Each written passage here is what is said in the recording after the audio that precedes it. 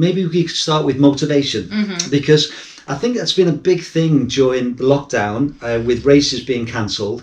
So, and I know we've both done some virtual races as well, haven't we, as part of our motivation? Ruined ourselves. Yes, I know, during this time. So have you got thoughts just generally about motivation and encouraging people to run? I think from what we've just been talking about, like the last half hour we've been wobbling on about, we've seen the thought of our motivation go through our lives, haven't we? Like, we've always been motivated to run, but it's sort of waned, hasn't it? You know, running has been a big part of our lives at some point, and then other times it's gone to the background. And I think, especially in lockdown, people have panicked if they've lost their motivation, and I'm not running because I don't have a race and it's all cancelled, and so it's all over. Yeah. And I think learning to accept that you don't have to be super motivated all the time. It doesn't make you a failure as a runner or a person. If perhaps that plan that we've all followed towards races, because most of us are very outcome driven, and perhaps that it's okay to not follow a plan and not to be working towards something, and just to let that go and let running fit into our lives in whatever shape. And it might be that it doesn't fit in at the moment and you do something different, and not to then beat yourself up about it and be like, it's all over because I'm not motivated. So I think that's the first thing, is that if you do lose your motivation, be kind to yourself and don't think that then it's all over, you know.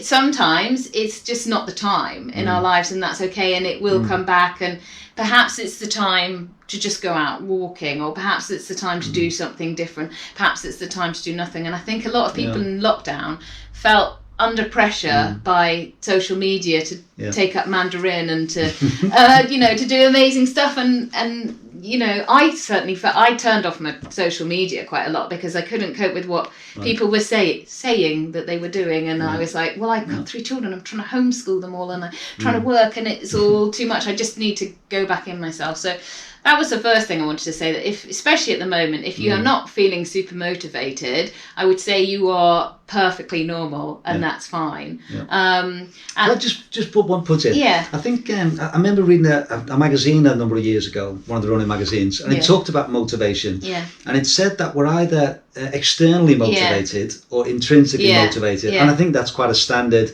psychology thing, isn't it?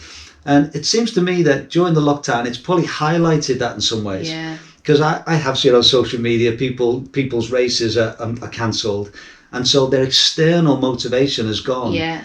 And they just thought, what's the point of running? Yeah. I'm almost giving up. Yeah.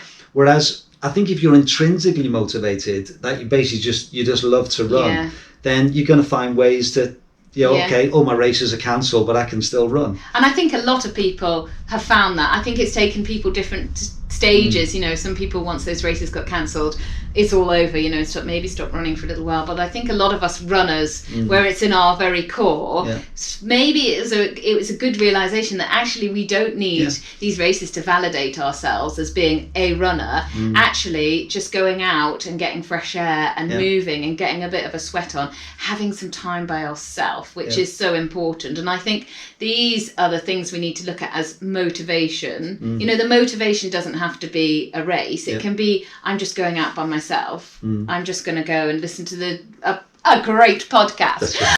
Yeah, so I think we've all realised that we're not as extrinsically motivated perhaps as we thought we were, and I know a lot of people have found so much joy in running as a stress releaser, as a chance to go to get outside and to use their fresh air token, and lots of new runners. I mean, I know I could hear reports of it. We were locked down in the Alps completely, so we saw the same sort of 5 people trot past our house every day. But I know in England that lots of people found running in their lives and found our secret beauty of that running is so much more than a race. And I think a lot of people, I mean, it's not good for my business, but you realise that, but it is in some ways, because people realise that what other benefits that it can give to you, running and just being outside in the nature. And we've seen people as well being so motivated by personal challenges, and that they don't need a race start line and goal. They don't need people, they sort of... I think another fun thing has been that people have discovered new routes. Yeah. Because you're having to run from home. I've done that. Yeah. I found 2 new routes that are lovely routes within a mile of my house in Paisley,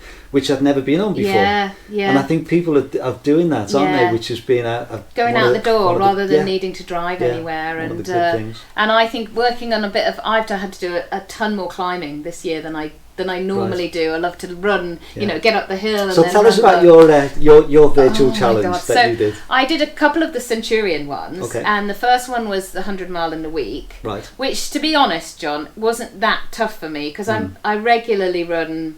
I run on hours rather than miles or kilometres because of where I live. Right. But I do regularly run quite a few hours. That probably equates quite often to about 100 miles a week. So I regularly run about 70 to 80 miles a week, quite comfortably. So adding on, it was actually more that it was quite a lot of flat running. So I found that I had to keep going down into town and running around the concrete. That was fun, and it was the first time it opened my eyes to a virtual event. There were 4,500 people did it. It was mad, and I loved that, and I loved all the people. I was so motivated by everybody that had, thought 40 miles a week was quite a lot and I'd never do 100 miles a week. And how many people did it? And actually then, most of my clients did it and then came back going, actually, I could do quite a bit more in a week than I thought I could. And it was opening people's eyes to actually what they're capable of. And I really enjoyed that. And then... So last week we did the vertical route, which I thought, this is brilliant. This is right up my street. I am going to smash this. And it happened to coincide with the week that the kids all had their one sports camp of the whole summer holiday. So I was like, I can go out every day and just go up and down. This is the dream. Yeah. And I had a little bit of a knee niggle going into it, but I thought, as you know, classic, it'll be fine. It will be fine. Warm up, it will be fine. And so I set myself, I thought about 2,000 metres a day is doable in that I've got to drop the kids off at 9. What was the challenge? How many did you had? There were different levels of challenge. So mine was sort of the level 6. Level 7 was ridiculous. It was 70,000 feet. Right. So I thought I can do 40,000 feet, which was the next one down. Normally in an average week for me, let's say 20,000 is quite big. So that's equivalent to 1.5 times up Everest, isn't it? So basically that's it. Yeah. So I, in my naivety, thought, I thought 40,000 would be fine because drop the kids off at 9, I've got to pick them up at 5, so it gives me enough time to do this run, then get home, have a shower, have some food, couple of hours work, go and get the kids. But it happened to also coincide with a really hot week. So because I wasn't starting running till about 9, within a couple of hours it was good 35 degrees. You're not making excuses here, God, the excuses coming. Anyway, I did do it. I did 2,000 metres every day, and it was one of the the hardest thing I've ever done. Wow. The relentless, the up was fine. Yeah. You've got to get back down again. It was the coming down, because obviously I can go up my door and I can get 1,000 metres easily in like an hour. Yeah. But then the coming down by the end of the week, one of them, which we'll have a little running group, and they thought it was hilarious that we went up this col, and then it's got a really steep bit, and I looked down and I thought my legs are not going to bend, and I had to come down on my bum, and they'd all gone because then also I was descending so slow because my legs were so stiff, and they were like, wait, because normally I sort of lead down the descent. And they were like, Eddie, and then they were like, why have you got mud all down the back of your shorts? I had to go down on them. And then the last day I was my knees, and I just had enough of this like stumbling down the hill where it would take me like an hour and 10 minutes to get up and then 2 hours to come down, and I was having to come down like I was skiing, and I had to ring my husband the last descent and say, I literally cannot bend my legs anymore. And anyway, eventually I finished this terrible challenge, but all the way through the week I kept thinking, why am I doing this? Because it doesn't mean anything. It doesn't, there's no finish line, there's no people clapping, there's no, it is purely, and I was so driven by, and I think it's the same for everyone, by this personal challenge of just wanting to be able to see. I'd never pushed myself that hard in training in a week. I'd never pushed myself to be, I had to take a week off because I was so broken, physically and mentally, from the hours I spent going up and down this hill.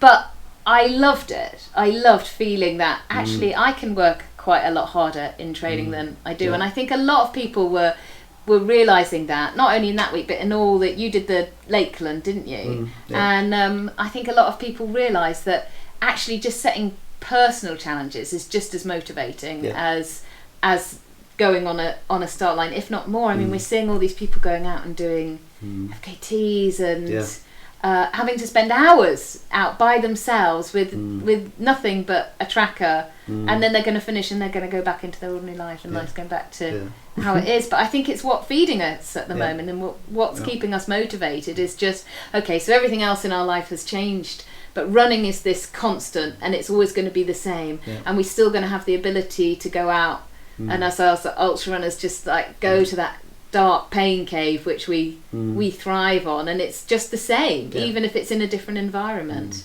And I think that motivation, it has to come from within in the end, doesn't it? Because I think the things that we do and the things that people who are listening to this, you know, if you're getting into 12, 14, 20, 30 hours, you've got to have a strong motivation, because it is going to hurt, and it does hurt.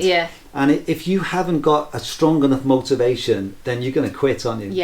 And when it gets really tough, unless you've got a real purpose or a real motivation to want to get to and the even end. if that purpose is just to finish this thing, which is all the virtual race is I pushed myself because I just wanted to, and I knew I could finish it. And I think that's the thing, and I think that's great about these virtual challenges as well, is it's helping us to carry on pushing ourselves without the opportunity to go racing as well. And I think the lovely thing about the virtual races as well is that you have felt part of a community that we've missed. You know, and I think we've all missed being able to run with friends and being part of races, because okay, the race is one part of it, but it's meeting up with your friends, isn't it, before and after, and making new friends as you're running the trails together. And it's quite often why I still come back to England to do races. I love the French trail races, but they're quite serious. And there's not a lot of chat, obviously, because you're going up a mountain, you can't really chit-chat. You know, you don't take an easy first 20 miles of a 100-miler and chit-chat. You're going up a mountain, or you're coming down, and they're all coming down at breakneck speed, and I'm going, oh my god.